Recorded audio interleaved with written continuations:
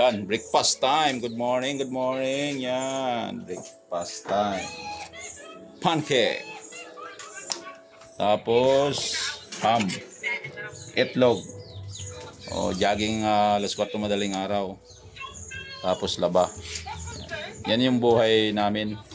Pa-jogging-jogging, palaba-laba, pakain-kain. Tapos, trabaho ulit. Punta dagat. Yan.